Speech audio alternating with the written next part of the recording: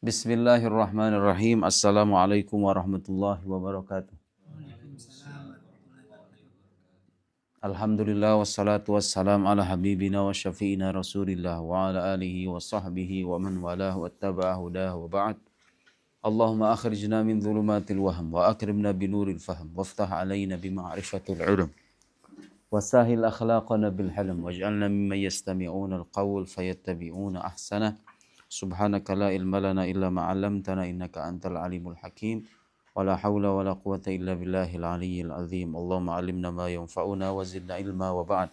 Halaman 27. Ini pertemuan terakhir. Kita punya waktu 1 jam setengah insyaallah. Terakhir kita membahas tentang sam'iyat. Sam'iyat yang dimaksud dengan sam'iyat sekali lagi adalah al-ghaibiyat. As-sam'iyat tusawi al-ghaibiyat. Jadi kalau mendengar istilah sam'iyat dalam akidah, itu artinya hal-hal gaib. Hal-hal gaib ini dipercaya bukan karena kita percaya bukan asal percaya, tapi dipercaya karena dia dikabarkan oleh khobar shadiq. Khobar shadiq artinya kabar yang jujur. Kabar yang jujur dan terpercaya tentunya. Yaitu Nabi. Nabi menerimanya dari Allah. Jadi hal gaib yang diterima dalam akidah itu hal gaib yang memang terbukti tersampaikan oleh lisan seorang Nabi. Bukan hanya hal gaib yang disampaikan oleh suatu komunitas, masyarakat, atau orang biasa. Karena itu sekali lagi, kepercayaan kepada hal gaib itu adalah konsekuensi dari penerimaan kita akan kenabian Nabi Muhammad. Bisa dipahami ya?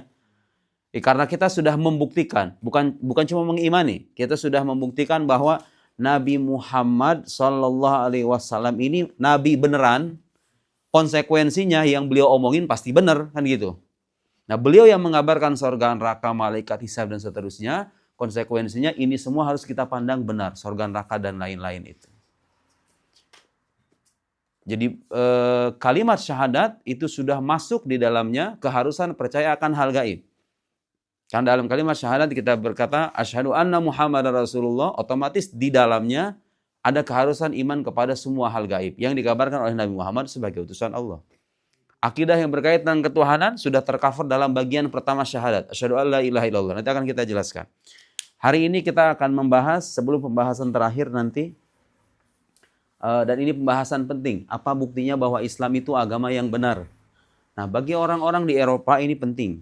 Karena banyak orang-orang di luar sana menolak kebenaran ajaran Islam itu dari perilaku orang Muslim. Jadi ada banyak orang menolak Islam itu karena melihat perilaku orang Muslim. Mereka meragukan kebenaran agama Islam gara-gara ngelihat kelakuan orang Muslim yang gak mencerminkan Islam. Kalau Islam itu agama Tuhan, kenapa orang Muslim pada jahat? Kenapa muncul teroris, para koruptor, orang-orang yang berlaku zalim, dan seterusnya? Kita jawab, untuk mengukur benar atau tidaknya sebuah agama itu, nggak bisa kita hanya merujuk pada pemeluknya saja. Tapi juga harus melihat argumentasi atau dalil di balik ajarannya. Bisa dipahami ya? Jadi untuk mengatakan Islam benar atau tidak, itu bukan dilihat dari perilaku pemeluknya. Tapi dilihat dari ajaran Islam itu sendiri gitu loh. Buktinya ada apa enggak? Itu kan? Kalau kita bicara masalah akidah, akidah Islam itu punya bukti-bukti atau enggak kan gitu. Jadi benar atau tidaknya agama itu enggak bisa diukur dengan perilaku pemeluknya. Ini penting. Kita pun menolak agama lain itu bukan karena ngelihat orang Kristen atau orang Yahudi yang begini dan begitu, enggak. Kita menolak agama lain itu karena agama lain itu susah dibuktikan kebenarannya. Gak ada landasannya. Nah, terus apa pertanyaannya? Apa standar utama untuk menguji kebenaran sebuah agama? Ini yang mau kita bahas. Nah, kemudian yang gak kalah penting juga, kemarin kita bahas bahwa iman yang kita keyakinan kita akan benarnya ajaran Islam itu nggak serta-merta menjadikan Islam sebagai agama yang benar. Karena keyakinan itu bukan patokan gitu. Ya orang Islam 1 miliar, 5 miliar meyakini Islam agama yang benar. Keyakinan itu nggak memberikan efek apa-apa gitu loh. Karena untuk membuktikan Islam benar atau tidak, Sandarannya bukan keyakinan, tapi sandarannya adalah dalil, argumentasi, dan bukti-bukti. Baik secara rasional maupun tekstual, seperti yang sudah kita bahas. Halaman 27, Al-Islam huwal haq. Islam adalah agama yang benar. Buktinya apa? Ini akan kita bahas. Najidu fil alami adyanan muta'addidah. Najidu, kita mendapati fil alami, di alam ini, adyanan muta'addidah, agama yang beragam, yang berbilang. Maksudnya kita mendapati banyak agama gitu loh di dunia ini. Di Indonesia minimal ada 5 kan? Di Jerman ada berapa ya? 2. Islam, Yahudi, Kristen ya. Kebanyakan tidak beragama. Kebanyakan gak beragama. Iya kan? Nah ini penting kayak gini. Karena bagi orang-orang yang tidak beragama, bagi orang-orang yang anti agama, agama itu semuanya sama gitu. Semuanya equal. Semuanya itu nonsen, isinya dongeng dan begitu. Ya ada baiknya sih agama, tapi isinya dongeng semua. Bagi orang yang anti agama itu begitu. Agama itu semuanya sama aja, rata aja. Sama-sama nonsens. Nah, kita kalau ditanya agamamu Islam, agamamu benar tuh buktinya apa? Kenapa agamamu dibilang benar, agama lain dibilang salah gitu loh. Dan sekali lagi ya, meyakini agama kita benar, agama lain salah itu nggak berarti mengharuskan kita bermusuhan atau tidak toleran kepada yang lain. Kita mendapati di alam semesta ini agama yang berbilang, wa firaqan mukhtalifah, dan kelompok-kelompok yang beraneka ragam. Firaq jama' dari kata firqah. Kelompok yang beraneka ragam. Wal kullu, dan semuanya yadai, mengakui atau mengklaim. Ada kelompok Salafi, ada kelompok Asy'ari, Maturidi, Syafi'i, Maliki, Hambali kalau dalam fikih ya kan. Semuanya mengklaim annahul haq, bahwa dialah yang benar. Di Kristen sendiri kan ada banyak sekte. Ada penganut Trinitas, ada penganut Triteisme, ada kelompok yang ditolak sama orang Kristen sendiri. Ada kelompok Unitarian yang meyakini Yesus itu ya bukan sebagai Tuhan. Ada itu di Kristen itu. Tapi sama orang Kristen sendiri ditolak gitu loh. Itu selangkah masuk Islam sebenarnya kan. Selangkah lagi masuk Islam. Ada kelompok yang meyakini dua uknum, 2 hipotesis, itu namanya apa saya lupa. Ada kelompok yang pertuhan Maryam di Jazirah Arabia dulu. Mungkin sekarang ada, wallahu a'lam. Tapi itu kelompok sempalan, namanya Collyridians. Banyak itu sekte-sekte. Bahkan itu Imam Asy'ari mengarang kitab. Di lingkungan orang Islam sendiri, sekte itu beragam, ada ribuan. Di kitab tebal segini nih, judulnya Maqalatul Islamiyin wa Ikhtilaful Musallin. Itu merekam pendapat-pendapat, ada kelompok Ahlus Sunnah, Syiah, Mu'tazilah, Jabriyah, Qadariyah, macam-macam. Semuanya mengaku bahwa inilah kelompok yang benar, ya kan? Wal kullu, semuanya yadai, mengakui annahul haq, bahwa kelompoknya lah yang benar. Lakinnal iddia wahdahu, tapi pengakuan saja la yakfi, tidak cukup. Kalau ngaku doang semua orang bisa.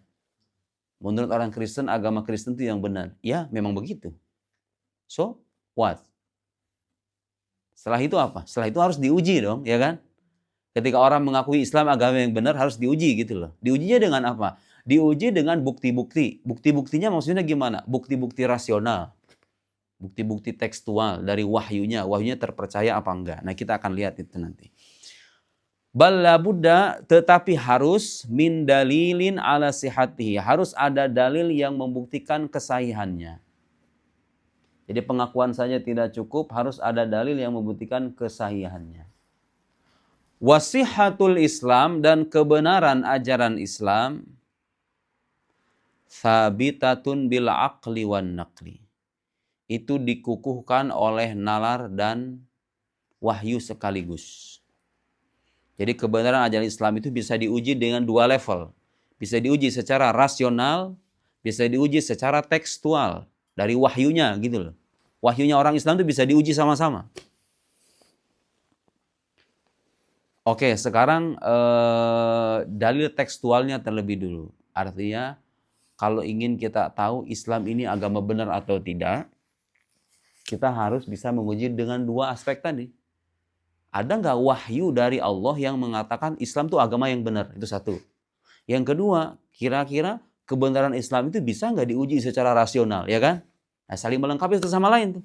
Di Al-Quran disebutkan, amman naqlu huwa qauluhu ta'ala. Adapun dalil dari wahyu, dalil naqli, wa qauluhu ta'ala, firman Allah Ta'ala, inna dina indallahil Islam. Sesungguhnya agama yang diridhoi di sisi Allah itu adalah Islam. Jelas.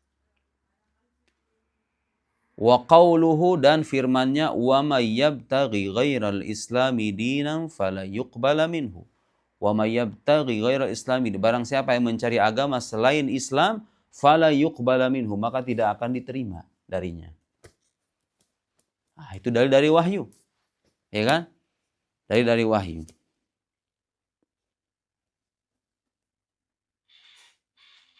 Nah, kalau ada pertanyaan, dari mana Anda tahu bahwa ini wahyu Tuhan beneran? Kita udah jawab kemarin, bahwa Al-Quran itu, ini kan dari Al-Quran. Al-Quran itu terpercaya karena dari sisi periwayatannya, dia jelas asal muasalnya. Ya kan? Beneran dari Nabi Muhammad, beneran gitu loh. Nah, Nabi Muhammadnya udah terbukti sebagai Nabi. Menyampaikan melalui lisannya wahyu berupa Al-Quran. Terus Al-Quran yang sampai ke kita sekarang bisa diverifikasi asal muasalnya. Dari fulan dengan sanad yang bersambung ke nabinya. Cara bacanya diatur, kemudian cara nulisnya aja sebenarnya diatur Quran itu. Jadi kebayang nggak, cara nulis Quran itu nggak sembarangan. Makanya antum kalau misalnya belajar bahasa Arab, imla Arab modern dengan imla Quran itu ada bedanya. Nggak semuanya sama. Jadi ada imla khusus Al-Quran itu. Namanya ilmu rasam. Ilmu rasam Utsmani. Rasam mushaf itu ada ilmunya. Menulis Quran itu nggak bisa menulis dengan imla bahasa Arab modern. Sugari ngeliat nggak ada tulisan sholat ada wawunya? Pernah lihat nggak di Al-Quran? As-sholat ada wawunya gitu kan? Iya nggak?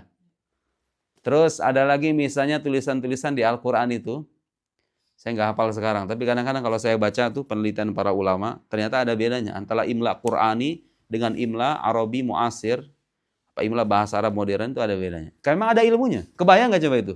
Cara Allah menjaga kitab suci ini, penghafalnya ada di mana-mana. Sehingga kalau ada salah bacaan, orang muslim itu bisa saling mengoreksi satu sama lain, ya kan? Dan di kitab suci lain nggak ada keistimewaan itu. Makanya kita percaya, manakala Quran menyebutkan sesungguhnya agama yang diridhoi oleh Allah adalah Islam, itu menjadi bukti yang pertama. Sebelum kita uji secara rasional. Fal ayatu, maka ayat itu qati'atun, menegaskan secara pasti. Qati'atun artinya menegaskan. Bi anna dinal mardiyah, bahwasanya agama yang diridhoi di sisi Allah, indallah di sisi Allah, huwal Islam wahdah, itu hanyalah Islam. Dan ingat, Islam ini bukan hanya agama yang dibawa oleh Nabi Muhammad doang. Banyak orang di luar sana mengira Islam itu agama dibawa oleh satu Nabi doang. Enggak. Islam itu agama semua Nabi, dari mulai Nabi Adam sampai Nabi Muhammad sallallahu alaihi wasallam. Nanti ada orang suka memaknai ayat ini begini, oh enggak, Islam itu maksudnya pasrah kepada Allah. Karena itu mau Yahudi, mau Nasrani, kalau pasrah kepada Allah, maka dia juga akan selamat. Ada orang punya pemahaman kayak begitu. Tapi kan lucu aja gitu loh. Masa beragama hanya pasrah doang ya kan? Kemudian dengan mengatakan pasrah otomatis selamat, ya enggak lah. Pasrah kepada Allah itu ada konsekuensi lanjutannya. Kalau kita ngaku pasrah kepada Allah, berarti harus mengakui semua utusan Allah dong. Ya enggak? Orang Yahudi, orang Nasrani enggak mengakui semua utusan Allah. Kalau pasrah kepada Allah harus beriman kepada semua kitab suci yang Allah turunkan, ya kan? Nah, mereka tidak mengakui Al-Quran sebagai kitab suci. Kalau pasrah kepada Allah ya harus tunduk pada apa yang Allah turunkan. Kan otomatis itu. Gak bisa hanya dengan kata pasrah, dengan alasan mereka pasrah kepada Tuhan kemudian selesai beragama. Gak bisa begitu. Pasrah kepada Allah dalam arti yang komprehensif. Jadi kalau ada orang mengaku pasrah kepada Allah, nyatanya dia mengingkari sebagian utusan Allah, Al-Quran tidak mengakui iman mereka. Karena iman itu satu paket, iman kepada Allah, iman kepada utusan Allah iman kepada hal gaib beriman kepada malaikat, kepada alam akhirat, ya kan? Sepaket gitu loh, rukun iman itu satu rantai yang gak bisa dipisah. Kalau yang satu hilang, maka yang lain batal semuanya. Ya, ada orang misalnya percaya Tuhan, percaya Nabi, gak percaya malaikat Jibril misalnya. Ya sudah selesai. Iman Anda selesai. Iman Anda gak jujur ketika itu. gitu ya. Wal Islam huwal khudu, dan makna Islam secara kebahasaan huwal khudu, yaitu ketundukan. Agama Islam itu mengajarkan ketundukan kepada Tuhan yang telah menciptakan alam semesta. Wal khudu'ul haqiqiyu, dan ketundukan yang hakiki. Kalau orang mengaku tunduk beneran gitu, maksudnya ketundukan yang hakiki itu yastalzimul imana bi jami'il anbiya, mengharuskan iman kepada semua nabi. Jadi nggak bisa orang memanai inna din indallahil Islam, bahwa agama yang diridhoi di sisi Allah itu adalah Islam, menyebutkan Islam itu cuma pasrah doang. Enggak. Kepasrahan dan ketundukan yang hakiki itu mengharuskan iman kepada semua nabi. Wa bi kulli ma ja'u bihi min indillahi, dan semua yang mereka bawa, semua ajaran yang mereka bawa, min indillahi subhanahu wa ta'ala, dari Allah subhanahu wa ta'ala.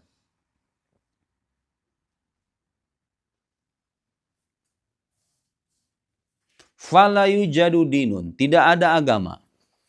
La yujadu artinya there is not, tidak agama.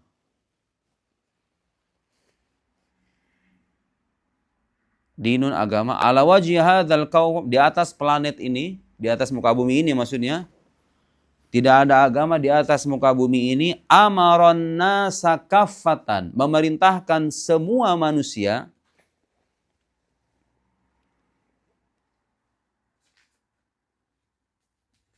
bihadzal iman al-kamil, dengan iman yang sempurna.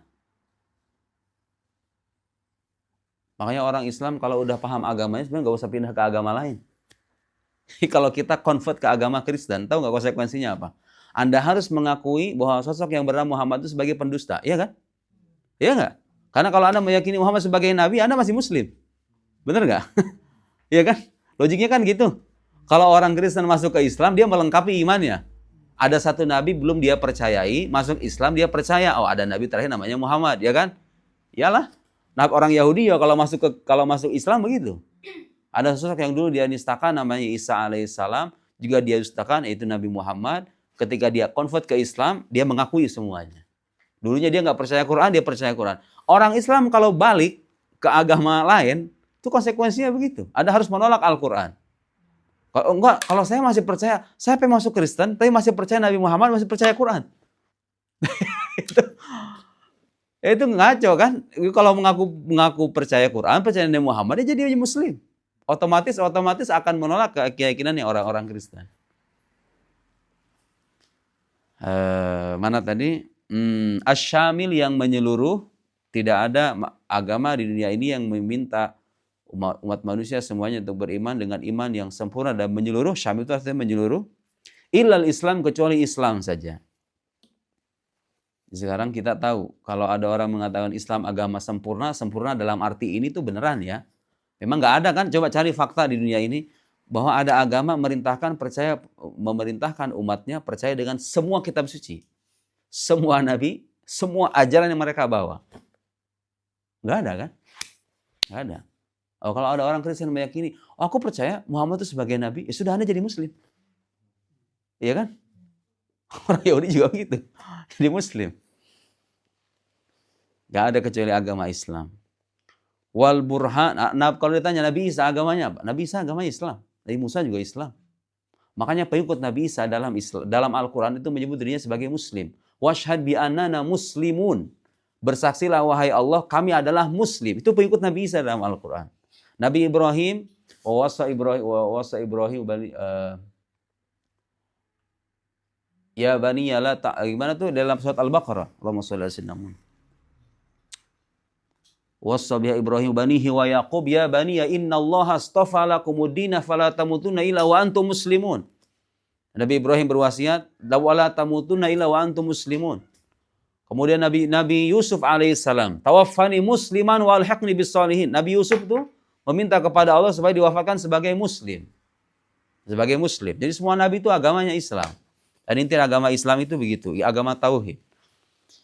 Wal burhan ala sihatil Islam, dan bukti akan kebenaran ajaran Islam sabitun aidon bil aql. Nah, tadi dari wahyunya sudah ada tuh.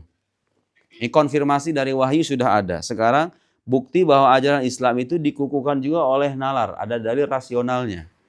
Minha di antaranya. Ini kalau nanya apa bukti rasional Islam agama yang benar? Satu. Annal ilaha wahidun. Bahwa Tuhan itu hanya ada satu.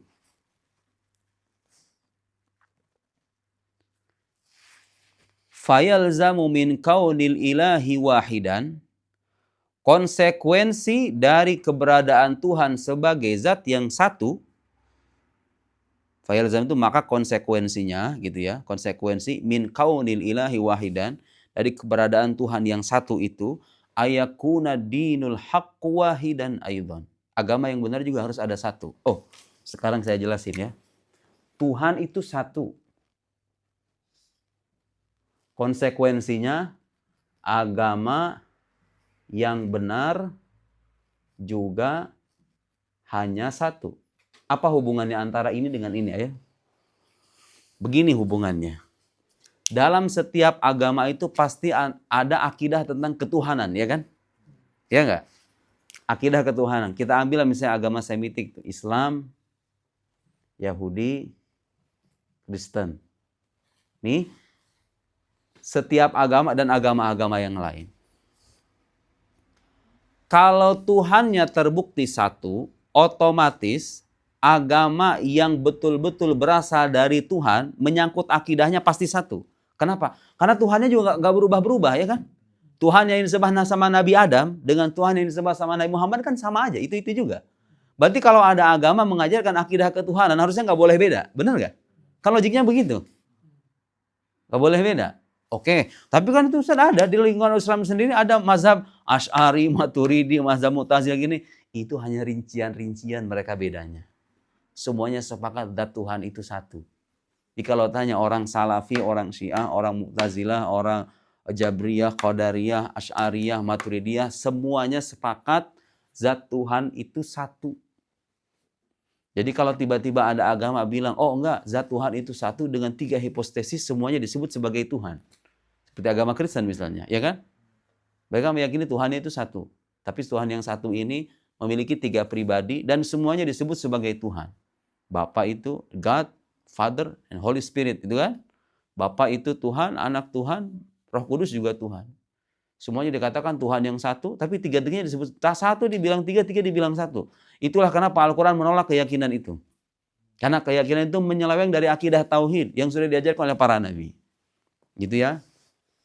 Jadi karena Tuhan ini satu dan setiap agama punya akidah ketuhanan, Tuhan yang nggak berubah-berubah, berarti akidahnya juga harusnya sama dong, iya nggak?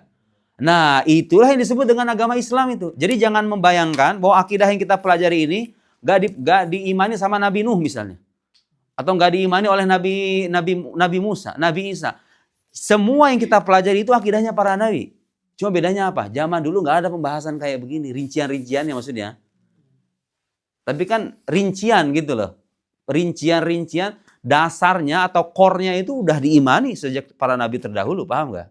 Bahwa la ilaha illallah itu sudah ada gitu loh. Makanya nanti di akhir kita akan jelaskan bahwa semua yang kita bahas menyangkut akidah ketuhanan itu rincian dari kalimat syahadat la ilaha illallah. Dan itu akidahnya semua nabi. Jadi jangan bayangkan Nabi Musa nggak meyakini bahwa Allah itu beda dengan makhluk. Enggak, Nabi Musa juga meyakini. Semua nabi meyakini itu. Jangan bayangkan bahwa Nabi Isa misalnya memungkinkan adanya Tuhan selain Allah. Enggak. Akidah semua nabi itu sama karena Tuhannya juga sama. Bisa dipahami ya? Make sense kan? Ya Tuhannya satu, enggak berubah-berubah, masa akidahnya juga beda-beda? Akidahnya harus sama dong. Kan Tuhannya juga sama. Satu. Kali itu kalau ditanya agama yang benar ada berapa? Ya satu lah. Tuhannya juga satu doang kok. Ya kan?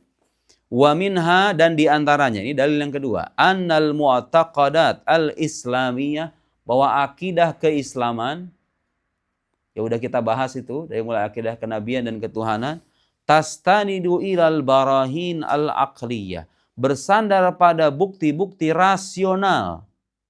Akidah Islam itu bersandar pada bukti rasional al-qati'ah yang bersifat pasti. Saya udah bilang sebelumnya bahwa dalam akidah Islam, dalil yang menyangkut akidah itu harus bersifat qat'i. Ada istilah qat'i, ini penting ya. Ada istilah dhonni.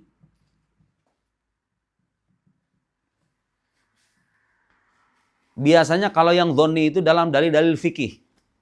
Makanya Imam Syafi'i bilang mazhabku itu benar, tapi mungkin salah. Beliau masih memungkinkan mazhabnya salah.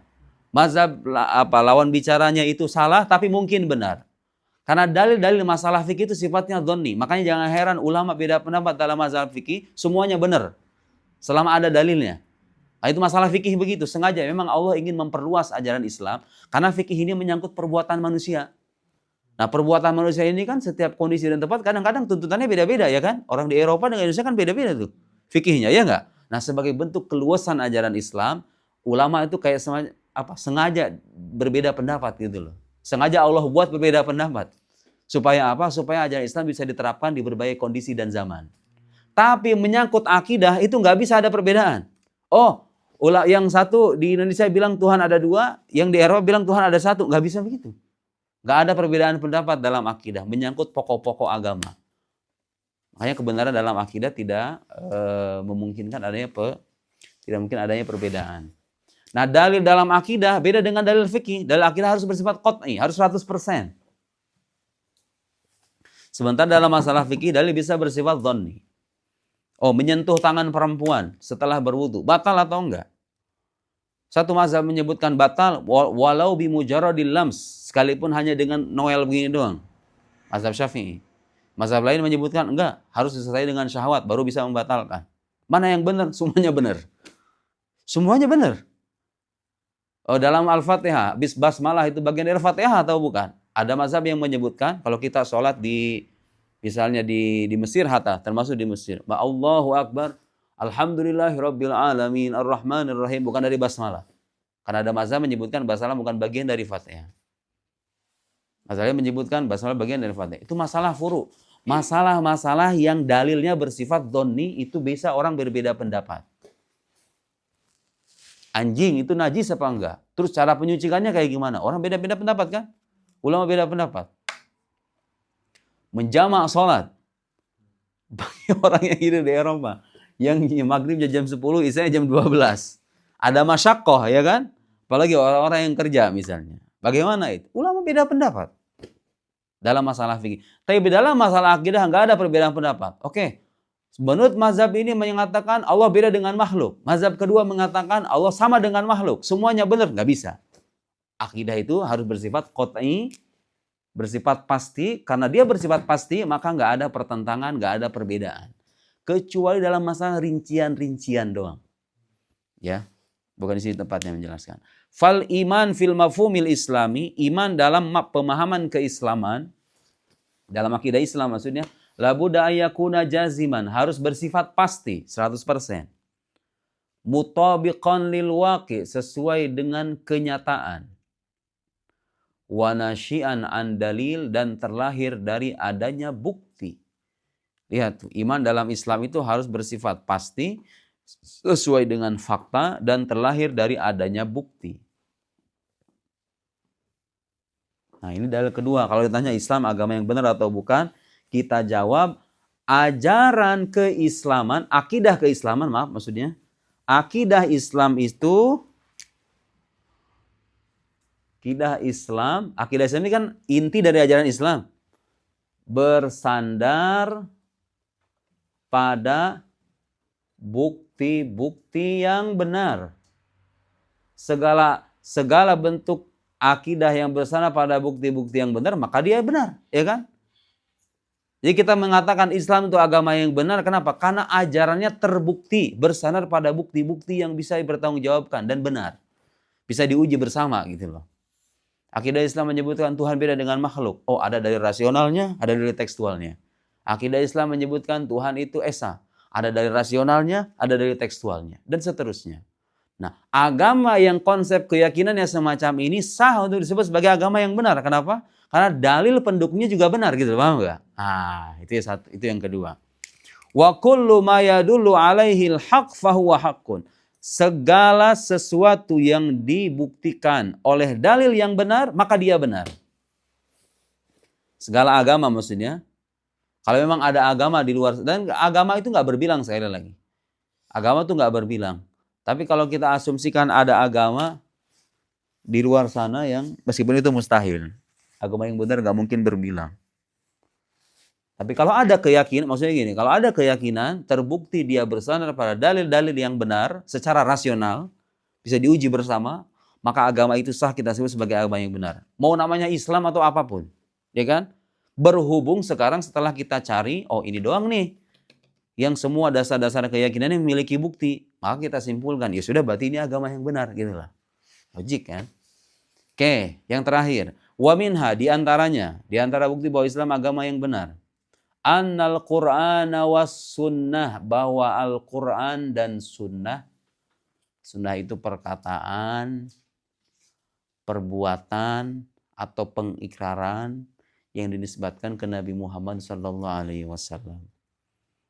Itu sumber ajaran Islam. Nah, kita kalau pengen tahu agama itu benar atau tidak, dilihat sumber ajarannya. Sumber ajarannya terpercaya apa enggak? Nah, dalam Islam, Al-Quran wa Sunnah kamasdorai ta'alimil Islam sebagai dua sumber ajaran Islam, sabatat mauthuqiyatuhuma bil qat'i. Keterpercayaannya, mauthuqiyah itu artinya keterpercayaan. Keterpercayaannya terbuktikan secara pasti. Ini agama namanya Islam. Punya sumber ajaran namanya Al-Quran. Yang kedua namanya Sunnah. Jadi kalau pengen tahu Islam benar apa enggak itu bukan dilihat orang muslimnya. Tapi ininya nih. Ininya terpercaya apa enggak gitu loh, paham enggak? Kan ini sumber ajarannya dari sini. Al-Qurannya terpercaya beneran dari Tuhan apa enggak gitu loh. Kemudian Sunnah yang disebut dengan sabda Nabi ini beneran dari Nabinya apa enggak. Dan semuanya itu ada penjelasannya dalam agama Islam. Coba cek, itu ada enggak agama di dunia ini yang kalau tokoh agamanya bilang, itu ada ilmu yang membahas dan memverifikasinya. Jadi di kita ini kalau sekarang kita temu kitab hadis dari Nabi SAW sampai ke kita. Itu ada ilmunya yang membahas itu. Jadi perawi-perawi yang menyampaikan hadis ini dibahas satu persatu biografinya. Kebayang nggak? Ada satu ilmu khusus mengulas biografi para perawi hadis Nabi. Namanya ilmu rijal.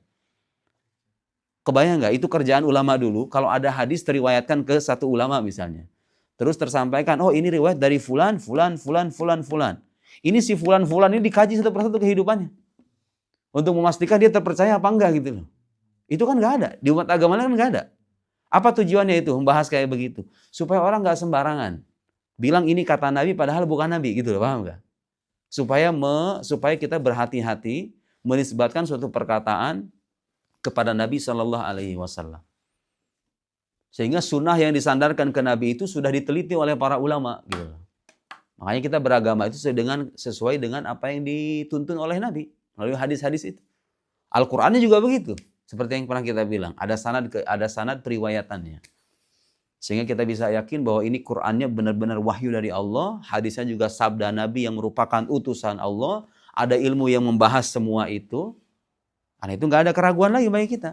Ammal Quran, adapun Al-Quran. Nah sekarang tadi kita katakan Al-Quran dan Sunnah itu keterpercayaannya terbukti secara pasti. Al-Quran di penjelasannya. Ammal Quran, adapun Al-Quran.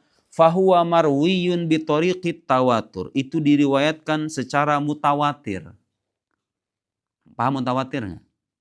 Mutawatir itu kabar yang disampaikan oleh orang banyak. Saking banyaknya, kita itu nggak bisa ragu. Kayak gini misalnya, Farhan bilang ke saya, Ustadz, nanti yang datang paling sekitar 3 orang. Farhan doang sendiri tuh, bilang sama saya. Nah, lawan dari mutawatir itu namanya ahad. Ahad atau khobar wahid. Khobar wahid. Ada namanya khobar wahid, ada khobar mutawatir. Farhan bilang sama saya, Ustadz nanti yang datang paling 3 orang doang. Kira-kira saya ragu apa enggak? Kalau 1 orang doang, apalagi misalnya Farhan mohon maaf, misalnya pernah berbohong sama saya. Iya kan? Alah omongan dia sama saya ngapain percaya kan gitu. Tapi kebayang enggak? Ketika Farhan bilang Ustaz datang 3 orang. Terus Iqra bilang, Ustaz mohon maaf kemarin kita udah diskusi, ternyata kesimpulan kita yang datang besok cuma 3 orang doang. Naik gak kira-kira itu? Ya kan? Datang lagi Salma, Ustaz kemarin juga kita sama, yang perempuan juga kita diskusi. Kemungkinan besar datang 3 orang doang tuh. Gimana ya perasaan kita gimana itu? Yang tadinya ragu 50-50, naik 70, naik 90, Pak Geri yang bilang, pokoknya mulai besok yang datang 3 orang. Ya sudah 100% kan? Itulah yang maksud mutawatir itu begitu. Tahu nggak kenapa kita percaya sama isi Quran 100% itu? Karena ini kitab suci diriwayatkan oleh jutaan manusia. Dari masa ke masa dengan sanad yang bersambung ke nabinya gitu loh. Itu maksudnya ya, mutawatir maksudnya begitu. Ada nggak kira-kira orang berakal sehat yang bisa mengingkari kabar mutawatir itu? Itu tanpa disadari loh. Kita itu kalau misalnya mendengar kabar, kabarnya bersumber dari sumber yang banyak, itu langsung kita imani kan? Tanpa ada pertanyaan apa, ada bukti lain apa enggak gitu loh. Terus seandainya begini, ini misalnya 8 orang bilang besok yang datang 3 orang. Tiba-tiba datang 1 orang, Bu Yuni misalnya. Ustadz, kemungkinan besok yang datang 4 orang. Kira-kira mana yang saya ambil? Yang 8 orang banyak ini, atau yang 1 orang itu?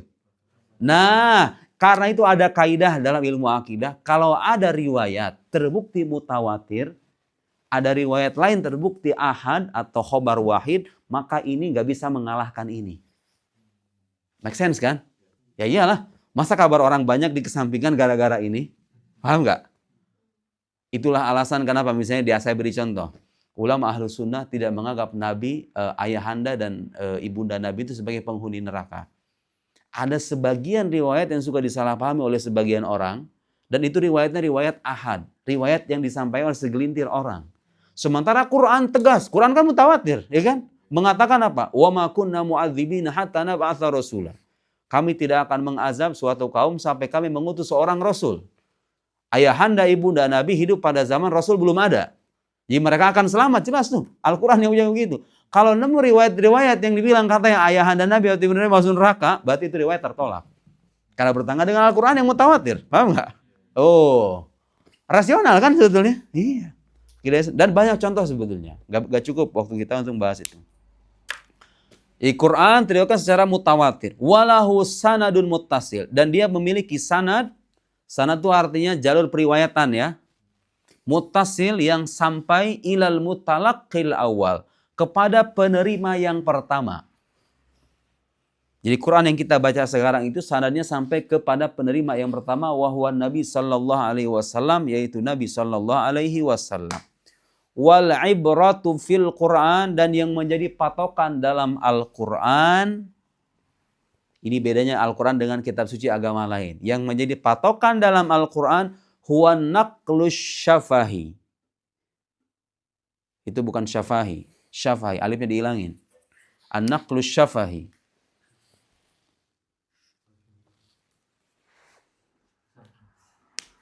An-naqlus syafahi. Apa maksudnya? Periwayatan lisan. Periwayatan lisan. Yang menjadi patokan Al-Quran itu bukan tulisan, tapi periwayatan lisan. Tulisan itu hanya sebagai pendukung, bukti pendukung. Jadi buktinya orang tuh nggak bisa baca Quran sendiri kan? Harus ada guru. Karena sandaran utama Quran itu bukan tulisan, tapi periwayatan lisan. Makanya cara bacanya diatur tuh, supaya orang nggak ngarang-ngarang. Dan nggak ada kitab suci yang kayak gitu di dunia ini, nggak ada. Supaya apa? Supaya kita beragama secara otentik gitu loh, beneran dari Tuhan. Dari Nabi Muhammad dari Gusti Allah. Udah selesai, itulah agama, inti agama begitu. Lal awraq was suhuf, bukan lembaran kertas dan mushaf. Suhuf itu lembaran juga maksudnya, bukan mushaf ya. Bukan lembaran-lembaran. Di sandaran utama kitab suci kita itu bukan lembaran, melainkan periwayatan lisan. Sekarang pertanyaan gini, mana yang lebih terpercaya? Periwayatan lisan atau tulisan? Kalau bagi saya periwayatan lisan karena begini. Karena kalau tulisan orang kadang suka beda. Sekarang kebayang kalau misalnya Quran ini sampai ke kita dengan tulisan Arab kayak begitu. Terus nggak ada periwayatan lisannya. Tahu nggak apa resikonya? Orang akan beda, bacanya macam-macam loh itu. Apalagi di zaman dulu Quran tuh nggak ada harokatnya. Ya kan? Gimana? Apa jadinya coba itu? Hilang keautentikan Quran ya kan? Apalagi kalau tulisan kan orang kadang-kadang baca sesuai feelingnya dia. Nah, Allah jaga itu kitab suci dengan cara apa? Dihafal. Bukan cuma dipahami melalui teks, tapi dihafal. Itu keistimewaan Al-Quran. Sehingga kita bisa yakin ini firman Allah beneran. Dari Nabi Muhammad sallallahu alaihi wasallam. Ammal ahadis an-nabi, adapun hadis-hadis Nabi, ini ajaran, sumber ajaran Islam yang kedua. Famawthuqiyatuha, keterpercayaannya thabitatun bil qawaid al ilmiyah. Itu dikukuhkan oleh kaidah-kaidah keilmuan. Al-mundhabithah, yang terukur. Kama dzukira fi ilmil mustalah, sebagaimana disebutkan dalam ilmu mustalah. Ada namanya ilmu mustalahul hadis. Mudah-mudahan kayak gitu. Saya tiap tahun kalau misalnya ke Jerman, tahun ini ngajarin akidah, tahun depan usul fikih, ya kan? Jadi mustalahul hadis, tiba-tiba fikih, kemudian tafsir, kemudian ini udah jadi alim semua. Al-mundhabithah kama dzukira fi ilmil mustalah. Wa hiya khususiyatu hadhil ummah, dan itulah keistimewaan umat ini. Ini keistimewaan umat Nabi Muhammad yang enggak ada. Walau datang siapapun enggak akan bisa mengingkari ini. Fakta bahwa umat Nabi Muhammad ini sabda-sabda nabinya diteliti sedemikian ketat. Jadi kebayang enggak dalam ilmu usul itu begini. Ada riwayat kalau disampaikan sama orang, jadi begini, kita menyebut hadis sahih bahwa ini benar dari Nabi itu setelah apa? Setelah dicek satu persatu perawinya ini terpercaya. Artinya dia kan bukan tukang bohong, tukang mabok gitu ya, kira-kira orangnya thiqah, yang terpercaya. Kemudian hafalannya kuat. Nanti kalau terbukti hafalannya lemah, itu derajatnya turun ke bawah, namanya hadis hasan, bukan hadis sahih lagi. Kebayang nggak itu? Dari mana saya tahu ini hafalannya kuat, hafalannya lemah? Itu ulama meneliti periwayatan orang ini. Dia kadang-kadang kalau meriwayatkan tuh lafaznya suka beda-beda apa enggak gitu loh. Kalau lafaznya suka beda-beda, ada kemungkinan orang ini pelupa gitu loh. Turun derajat hadisnya, jadi hasan. Dan ada konsekuensi hukumnya nanti itu. Hadis hasan ada, kalau yang tidak memenuhi kriteria hadis hasan namanya hadis dhaif. Ada kriteria-kriterianya itu. Jadi pertama harus terbukti terpercaya, dia hafalannya kuat, sanadnya bersambung. Jadi ulama itu kebayang nggak itu? Itu zaman saya nggak ngebayangin itu zaman dulu orang kayak gimana meneliti orang per orang. Ini terbukti nggak si fulan ini berguru sama ini gitu loh. Itu kan luar biasa loh. Penelitian kayak gitu tuh. Nah sekarang kita cuma modal handphone doang kan? Hadis sahih apa enggak gitu loh. Ulama dulu tuh menyimpulkan hadis sahih setelah meneliti satu persatu perawinya itu. Itu kira-kira terpercaya apa enggak? Pernah berguru apa enggak? Ini riwayat yang disampaikan dari fulan-fulan ini bersambung apa enggak? Kalau enggak bersambung, hilang derajat kesahihannya. Coba bayangkan itu. Ya kan? Terus enggak ada namanya syudzud. Itu penjelasan dalam ilmu mustalah. Enggak ada keanehan dalam matan dan teks hadis itu. Terus enggak ada kecacatan. Nanti ada lagi kategori-kategori hadis. Kalau misalnya dia itu terputus satu tobakot, ada istilah tuh namanya apa tuh? Lupa saya, munqati ya. Ada hadis munqati, ada hadis mursal. Hadis mursal itu yang jadi tabi'in mengklaim dia meriwayatkan dari Nabi langsung gitu loh, loncat. Itu ada hadis kayak gitu. Ulama beda pendapat itu. Walhasil intinya, bukan di sini ngebahas semua itu, tapi intinya hadis-hadis yang kita jadikan sumber ajaran Islam itu sudah terverifikasi oleh para ulama. Bahkan kebayang nggak hadis palsu yang beneran bukan dari Nabi, itu sampai dibikin kitab-kitab khusus, kompilasi hadis palsu. Jadi yang palsunya aja dikompilasi, kebayang nggak Jawa itu? Ada Imam Ibnul Jauzi itu punya kitab Al-Mawdu'at, kompilasi hadis palsu. Itu pun setelah saya baca-baca, yang dikatakan palsu oleh Imam Ibnul Jauzi itu, oleh ulama yang lain gak dikategorikan palsu. Ada yang mengatakan doif doang. Dan kalau ada disebut hadis doif, itu gak berarti 100% bukan dari Nabi. Enggak, masih ada kemungkinan sekian persen dari Nabi. Makanya kalau dalam akidah gak boleh bersama pada hadis doif itu. Tapi hadis doif bisa diamalkan dalam keutamaan beramal. Barang siapa yang membaca ini, pahalanya ini. Kayak gitu tuh. Itu biasanya hadis doib, nggak jadi masalah diamalkan. Tapi kalau dalam akidah nggak boleh. Dan itu nggak ada. Di umat agama lain nggak ada. Coba bayangkan, ada nggak? Ada kompilasi perkataan dari Yesus misalnya, yang menjadi sumber ajaran orang Kristen. Sampai dibikin kategori, ini sahih, ini hasan, ini doib, kayak gitu. Ada nggak? Nggak ada. Atau nama-nama muridnya Yesus itu, biografinya coba. Ada nggak coba? Yang lengkap. Jangankan muridnya. Yesus sendiri, biografi kehidupannya dari awal sampai akhir itu lengkap apa enggak? Iya kan? Nah, dalam agama Islam coba, sirah Nabi itu.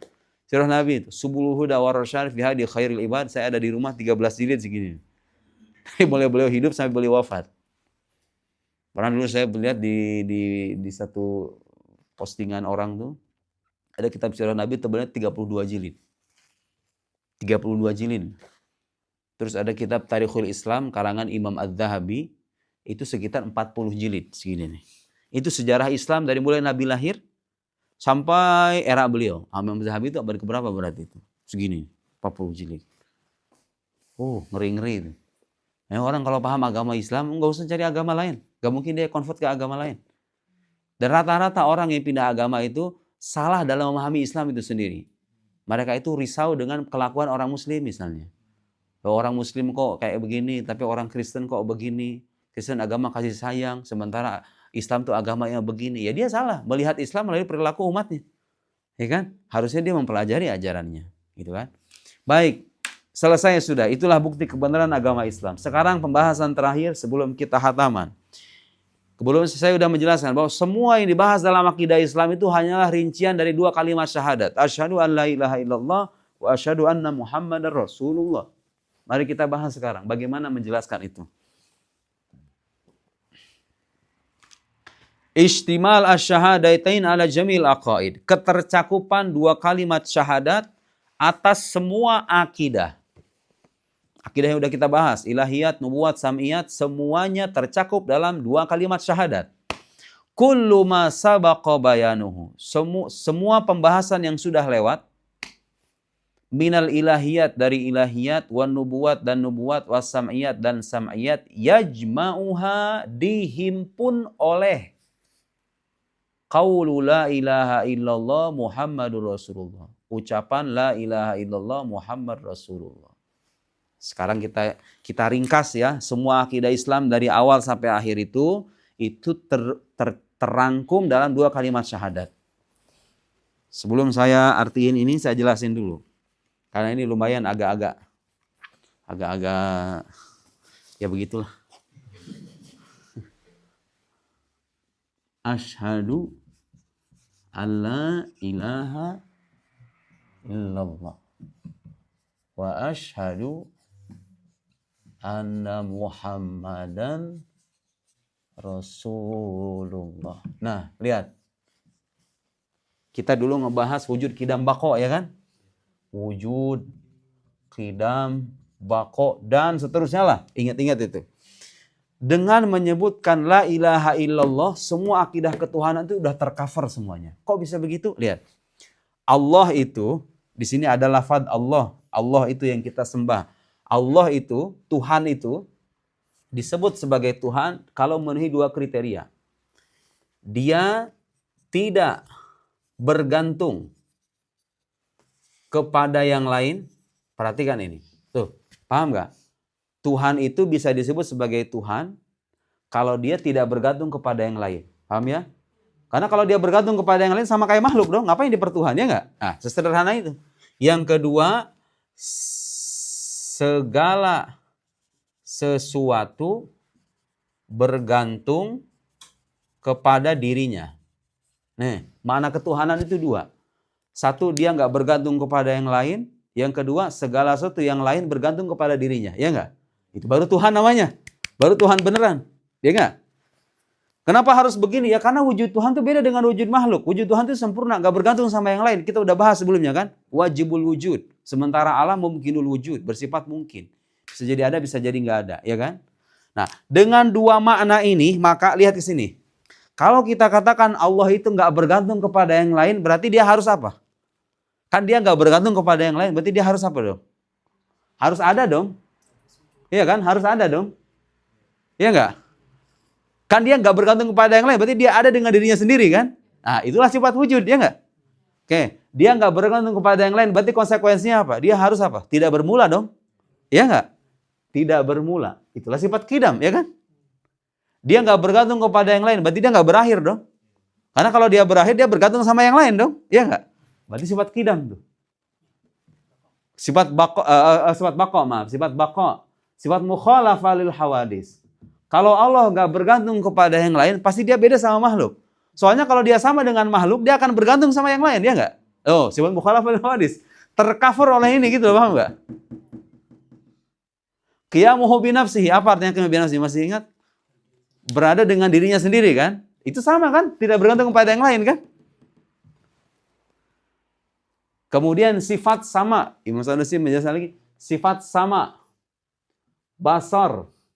Kalam. Masih ingat sama artinya pendengaran, penglihatan, firman. Dengan mengatakan Allah tidak bergantung kepada yang lain, wajib juga sifat ini. Sifat sama, basar, kalam. Kenapa? Karena kalau Allah tidak disifati dengan sifat ini, maka Allah akan butuh kepada yang lain untuk menafikan kekurangan itu. Kan kekurangan nih, kalau Allah nggak mendengar, nggak melihat, nggak berbicara, berarti kan tuli, bisu, buta, ya kan? Nah, pada akhirnya dia akan butuh kepada yang lain untuk menghilangkan kekurangan itu, ya nggak? Sementara kita katakan Tuhan nggak butuh kepada yang lain, berarti Allah wajib memiliki sifat sama, basar, kalam. Nah, dengan meyakini yang kedua bahwa segala sesuatu bergantung kepada Dia.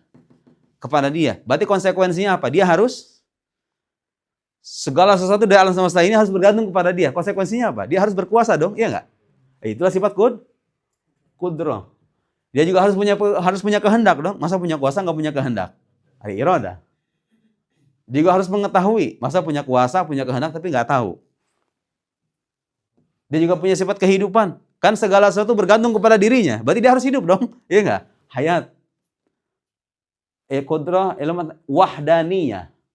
Dia harus esa. Kenapa? Karena kalau dia ada dua, kan Tuhan itu dikatakan Tuhan kalau segala sesuatu bergantung kepada dirinya. Kalau kita asumsikan ada dua Tuhan, berarti ada sosok yang nggak bergantung kepada dia, ya nggak? Lihat. Dengan menyebut asyhadu alla ilaha illallah itu sebetulnya udah terangkum di dalam kalimat suci ini semua akidah yang berkaitan dengan ketuhanan. Jadi jangan dibilang ini bid'ah ya. Bahwa akidah pembahasan bid'ah, kenapa? Karena itu hanya sebatas cara ulama merinci ajaran Islam yang terangkum dalam kalimat syahadat. Makanya tadi saya bilang, jangan punya bayangan bahwa ini akidah mazhab Asy'ari doang. Loh, akidahnya para nabi itu ya begitu. Allah tidak bermula, tidak berakhir, berkuasa, maha berkehendak, maha mengetahui. Cuma zaman dulu orang nggak ada perdebatan-perdebatan rumit itu. Yang sampai kita berjilid-jilid itu. Karena tuntutannya beda gitu loh. Itu kan soal rincian-rincian doang. Intinya kan sama. Itu ya. Intinya sama. Nah sekarang Muhammad Rasulullah. Coba semua rukun iman yang kita iman kepada Allah, iman kepada malaikat. Dari mana asal muasal iman kepada malaikat itu? Dari ini. Ya kan? Kita bersaksi bahwa Nabi Muhammad adalah utusan Allah. Nabi Muhammad yang bilang ada malaikat itu. Konsekuensinya apa? Kalau kita meyakini beliau sebagai utusan Allah, berarti kita benarkan ada makhluk namanya malaikat, ya kan? Kitab suci, pernah ketemu sama Injil nggak? Nggak pernah, jujur aja saya juga nggak pernah kok. Ketemu sama Injilnya Nabi Isa, nggak ada kan? Maksudnya kita nggak nemuin kan? Taurat yang Nabi Musa kita nggak nemuin. Tapi kenapa kita percaya dan wajib percaya? Kan itu disampaikan oleh Nabi Muhammad. Syahadat yang kedua ini turunannya banyak. Iman kepada semua kitab suci, iman kepada semua nabi, iman kepada semua hal gaib yang beliau kabarkan, termasuk di dalamnya. Termasuk iman kepada semua sifat wajib bagi nabi yang 4 itu. Lihat begini. Muhammad Rasulullah, utusan Allah. Utusan Allah buat apa? Buat petunjuk bagi manusia yang lain, ya kan? Oke. Kalau Nabi itu diutus sebagai petunjuk bagi yang lain, otomatis dia harusnya terjaga dari dosa dong. Karena kalau dia masih berdosa, otomatis apa coba? Itu kayak kemarin kita bahas itu. Hilanglah fungsi kenabiannya, ya kan? Kan dosa itu sebuah larangan. Tuhan ngirim Nabi supaya manusia mentaati perintahnya dan menjauhi larangannya. Kalau Nabinya berbuat dosa, ya hilang fungsi kenabiannya, ya enggak? Wajiblah sifat amanah, ya enggak? Ya kan? Tuh, logik tuh. Sifat amanah. Kalau mana artinya terjaga dari dosa. Kalau terjaga dari dosa berarti nggak bohong dong. Wajiblah jujur. Ya nggak? Wajiblah dia menyampaikan risalahnya. Wajib cerdas juga. Gak mungkin utusan Allah tapi nggak punya kecerdasan, ya kan? Secara implisit gitu loh. Sudah ada di sini sebetulnya. Rincian akidah kita itu. Gitu ya. Nah, jadi orang muslim yang beneran, muslim dan belajar akidah dengan mantap, harusnya ketika baca syahadat itu begitu. Itulah kenapa alasan syahadat itu nggak boleh jadi bahan permainan. Nggak boleh orang masuk Islam karena alasan bisa jatuh cinta seperti yang banyak terjadi di sini. Dia harus diajarin kayak gini, Bu. Bahwa kamu masuk Islam itu konsekuensinya 1, 2, 3 kayak begini. Kalau meyakini Muhammad utusan Allah, tapi kemudian kamu misalnya masih membenarkan ajaran yang bertentangan dengan agamanya, berarti nggak jujur dengan ucapan Muhammad Rasulullahnya, ya kan? Atau masih mengentengkan agama misalnya, nggak jujur dengan ucapan Muhammad Rasulullahnya. Jadi ini ucapan bukannya, makanya ini kalimat suci. Karena inilah inti dari semua ajaran Islam. Semua kitab-kitab Islam itu intinya ngebahas ini. Ujung-ujungnya, ya kan? Ujung-ujungnya akhirnya kita belajar ilmu nahwu dan sorof di pesantren. Ilmu bahasa Arab. Tujuannya buat apa? Supaya paham Quran. Supaya paham sunnah, ya kan? Itu Quran buat apa coba itu? Buat memahami Tuhan kita, ya enggak? Maksudnya biar mendekatkan diri kita kepada Tuhan kita. Pada akhirnya kan kita harus memahami dasar-dasar keyakinan berkaitan dengan Tuhan kita, ya kan? Dan seterusnya. Semua ilmu keislaman itu datang sebagai pengkhidmat untuk dua kalimat suci ini. Ini saya bikin seginian, setipis ini kan, bisa selama ini ngaji. Kebayang ulama-ulama itu sampai 8 jilid, sampai 10 jilid itu. Kayak gimana itu? Itu hanya merinci ini aja sebetulnya. Gitu ya. Oke, kalau udah paham ini, sekarang udah jelas itu. Fal uluhiyah, adapun makna ketuhanan, maknanya istighna'ul ilah an kulli ma siwa. Ketidakbutuhan Allah, ketidakbutuhan Tuhan dari selainnya. Ketidakbutuhan itu dari kan? Ketidakbutuhan dari selainnya. Maksudnya Allah itu tidak disebut sebagai Tuhan kecuali dia nggak butuh kepada yang lain, gitu ya. Istighna'ul ilah an kulli ma siwa, ketidakbutuhan Allah dari selainnya, waftiqaru kulli ma siwahu ilaih, dan kebutuhan segala sesuatu selainnya kepadanya. Waftiqaru, dan kebutuhan kulli ma siwa, segala sesuatu selainnya, selain Allah maksudnya, ilaihi, kepadanya. Itulah Tuhan yang sempurna. Dia nggak butuh kepada yang lain semuanya butuh kepada dia, gitu loh. Itu Tuhan yang sempurna begitu. Wal istighna, nah adapun ketidakbutuhan, yang pertama tadi kita sebut, ketidakbutuhan Tuhan kepada yang lain. Yalzaminhu thubutul wujud, maka konsekuensinya dia harus punya sifat wujud. Dia harus ada dengan dirinya sendiri. Karena kalau dia ada dengan adanya yang lain, berarti dia butuh kepada yang lain, gugur sudah ketuhanannya, ya kan? Wal qidam, dan sifat qidam, tidak bermula. Wal baqa, dan sifat baqa, tidak berakhir. Wal mukhalafah lil hawadis, berbeda dengan makhluk. Wal qiyam bin nafs, berada dengan dirinya sendiri, karena dia nggak butuh sama yang lain. Wa tanazzuh anin naqais, dan ketersucian dari kekurangan. Karena Tuhan tuh nggak butuh kepada yang lain, otomatis dia nggak punya kekurangan. Kalau dia masih punya kekurangan, berarti dia akan butuh kepada yang lain yang bisa menghilangkan kekurangan itu, kan? Nggak jadi Tuhan pada akhirnya. Wa yadkhulu fi dzalika aidan, dan masuk di dalam hal itu, dalam makna yang pertama tadi, bahwa Tuhan tidak butuh kepada yang lain, wujub as-sama, itu wawunya ada tambahan wawu, kelebihan itu. Wujub as-sama, wawunya dihilangin. Wujubus sam'i wal basari wal kalam. Wajib sifat sama, basar, dan kalam. Udah kita bahas tadi. Id law lam tajib hadhihi sifat. Karena kalau sifat-sifat ini tidak wajib, sifat-sifat sama, basar, kalam, kalau dia tidak wajib, lakana muhtajan, maka dia akan butuh. Ila ghairihi, kepada selainnya. Kalau tidak wajib bagi Allah sifat sama, basar, dan kalam, maka dia akan butuh kepada yang lain. Liyadfa anhun naqais, untuk menghilangkan kekurangan dari dirinya. Untuk menghilangkan kekurangan dari dirinya. Nah, itu makna ketuhanan yang kedua. Mengcover sebagian dari sifat 20 yang udah kita bahas, ya. Nah, makna ketuhanan yang kedua, makna ketuhanan yang pertama tadi. Makna ketuhanan yang kedua, gimana tadi? Segala sesuatu butuh kepadanya. Waftiqar kulli ma siwahu ilaihi, dan kebutuhan segala sesuatu selainnya kepadanya. Yastalzim thubutal wahdaniyah, maka melahirkan sifat wahdaniyah, esa. Dia harus esa. Kalau dia itu adalah sosok yang kepadanya bergantung kepada segala sesuatu, maka dia harus esa. Wal qudrah, dan juga harus maha kuasa. Wal iradah, dan maha berkehendak. Wal ilm, sifat ilm. Wal hayah, dan kehidupan. Ini bagian makna ketuhanan yang kedua, mengcover sifat 20 yang lainnya. Fathabata, maka dengan demikian Tetaplah bahwa annal juz'al awal minas syahadah, bahwa bagian pertama dari syahadat, yashmal, bagian pertama itu maksudnya ini, asyhadu an la ilaha illallah ini. Bagian pertama maksudnya ini. Dengan demikian maka terbuktilah bahwa bagian pertama syahadat yashmal jami'a ma yanbaghi i'tiqaduhu fil ilahiyat, mencakup semua yang wajib diyakini tentang ketuhanan. Jami semua ma yanbaghi, apa yang harus i'tiqaduhu diyakini fil ilahiyat, dalam hal ketuhanan.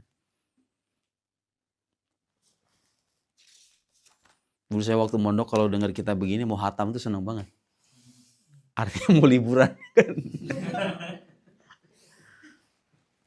Masya Allah. Wa qauluna Muhammadur Rasulullah, dan ungkapan kita Muhammad Rasulullah fahuwa mukammilun lahu. Harusnya itu wa amma ya. Wa amma, ada tambahin amma. Wa amma qauluna. Biar lebih mantap. Wa amma qauluna Muhammad Rasulullah fahuwa mukammilun lahu. Maka dia melengkapi bagian syahadat yang sebelumnya. Ini melengkapi ini. Jadi orang gak bisa beriman Tuhan, aku percaya pada Tuhan yang Esa, yang menciptakan alam semesta. Selesai, gak bisa. Harus dia percaya dengan semua utusannya. Karena Tuhan yang sempurna gak mungkin menciptakan alam kemudian membiarkan gitu aja. Dia mengurus alam semesta itu. Memberi petunjuk kepada para penduduknya. Ya kan? Dan kita harus beriman kepada semuanya. Tanpa dibeda-bedakan. Itu melengkapi bagian syahadat yang pertama. Wayan dariju tahtahu, dan masuk di dalamnya, di bawahnya, wujubul iman bis sifatil wajibah. Keharusan beriman pada sifat-sifat wajib alal anbiya, bagi para nabi. Sidik, amanah, tablik, fatonah, itu masuk dalam wa Muhammad Rasulullah. Tapi udah kita bahas tadi. Udah include gitu loh di dalamnya, sepaket. Gak bisa orang meyakini Muhammad utusan Allah tapi memungkinkan kebohongan kepada beliau. Sudah batal keimanannya. Ya kan? Gitu ya. Minas sidq, dari kejujuran, wal amanah, dan sifat amanah, wat tabligh, dan menyampaikan risalah, wal fatonah, dan kecerdasan. Wal iman, juga iman bi jami'i ma akhbara bihin nabiyyu, dengan semua yang dikabarkan oleh nabi. Jadi mengatakan wa anna Muhammad Rasulullah tapi enggak percaya malaikat misalnya. Enggak, batal sudah keimanan Anda. Berarti Anda belum meyakini Muhammad sebagai nabi, ya kan? Kalau masih meragukan keberadaan malaikat. Kenapa? Karena malaikat itu kabarnya disampaikan oleh Nabi Muhammad. Sepaket jadi akidah Islam itu. Rukun iman itu gak bisa dipisah-pisah. Oke, saya percaya malaikat. Tapi kalau malaikat namanya Israfil itu saya masih ragu. Ya sudah, berarti Anda gak beriman sama Nabi Muhammad kan?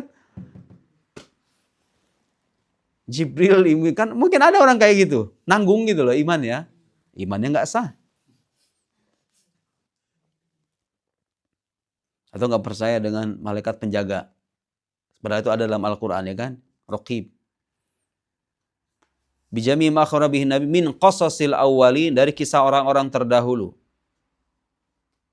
Oke, orang kalau misalnya bagi saya Firaun itu adalah tokoh fiktif. Misalnya, orang nggak percaya Firaun. Padahal kabar Firaun ada dalam Al-Quran, dan Al-Quran wahyu Nabi Muhammad. Bahaya kan? Konsekuensinya mendustakan Nabi dong pada akhirnya. Lo kamu kalau tidak percaya dengan Firaun, berarti kisah Quran dong fiktif dong. Bohongan dong itu isinya. Dongeng dong, kayak novel gitu. Gak bisa. Harus percaya dengan semuanya. Itulah kenapa kita harus bisa membedakan antara kepercayaan kepada jin dan kepercayaan kepada hantu. Dua hal yang berbeda. Ya kan? Jin dikabarkan oleh Nabi, meskipun kita nggak tahu wujudnya, dan kita wajib percaya. Kalau masalah hantu-hantu perhantuan yang ada di Indonesia, kita nggak wajib percaya. Oh, ada kabar Ustadz, ini orang disantet katanya. Dia pernah nemu kuntilanak jam segini, nggak wajib percaya. Nggak wajib percaya. Dukun bukan Nabi. Dukun bukan Nabi.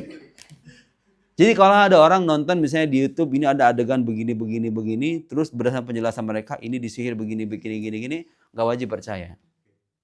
Tapi wajib percaya dengan adanya sihir. Ada sihir wajib percaya, karena ada di Quran masalahnya. Ya kan? Tapi kasus per kasus fulan ini nggak wajib percaya. Mau percaya silahkan, nggak percaya juga nggak apa-apa. Yang jelas percaya jin, percaya para nabi, percaya hal gaib yang dikabarkan semua di Quran, semuanya kita percaya. Atau di hadis-hadis yang terbukti mutawatir. Mutawatir masih ingat ya, dikabarkan oleh banyak perawi itu, sehingga kita nggak punya alasan untuk mendustakan. Wasair al-umur al-ghaibiyah, dan semua hal gaib, allati la tutalaqqa illa min khilali wahyi, yang tidak diterima kecuali melalui wahyu.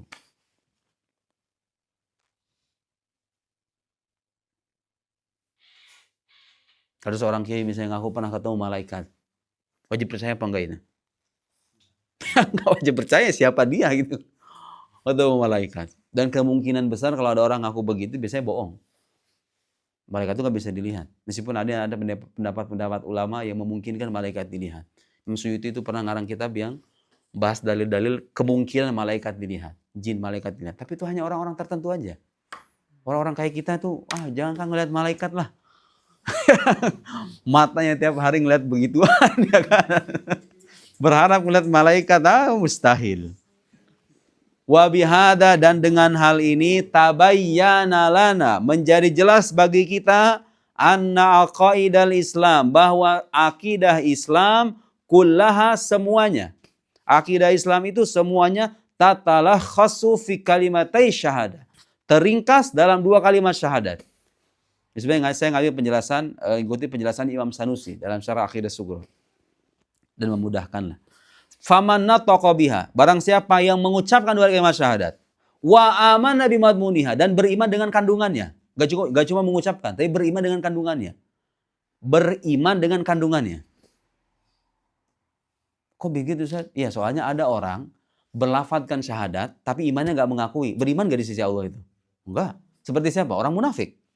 Orang munafik itu mengakui, nasyhadu annaka Rasulullah, kami beriman, kami bersaksi engkaulah utusan Allah kepada Nabi Muhammad itu. Tapi hatinya ingkar. Itu nggak bisa. Imannya nggak dianggap. Meskipun orang kalau mengucapkan 2 kalimat syahadat, kita wajib memperlakukan dia sebagai muslim. Kalau dia mati, wajib dikuburkan di kuburan orang-orang muslim. Terlepas apa urusan hatinya kayak gimana, itu urusan Allah sama dia. Gitu ya. Kalau ada orang tidak mengaku sebagai muslim, kita pun wajib memperlakukan dia sebagai non-muslim. Tapi kan ada indikasi dia kayaknya masuk Islam begini. Ya, tapi kalau nggak ada buktinya kita nggak bisa. Makanya pentingnya syahadat itu begitu sebetulnya. Syahadat itu berguna untuk berlakunya hukum-hukum duniawi kepada dia gitu loh. Ya kan? Ada konsekuensi itu. Muslim, misalnya kalau ada orang, kalau bagi saya tuh punya feeling dia tuh udah masuk Islam, tapi belum bersyahadat. Boleh nggak kita perlakukan dia sebagai Muslim? Nggak boleh. Kalau misalnya pengen menikah dengan orang Islam, nggak boleh. Kalau dia misalnya laki-lakinya non-muslim, perempuannya muslimah, kan nggak boleh. Ada konsekuensi kan? Jadi orang itu mengucapkan 2 kalimat syahadat, di antara fungsinya itu melakukan hukum-hukum duniawi itu kepada dia sebagai muslim. Kalau dia mati, wajib kita menyolati dia.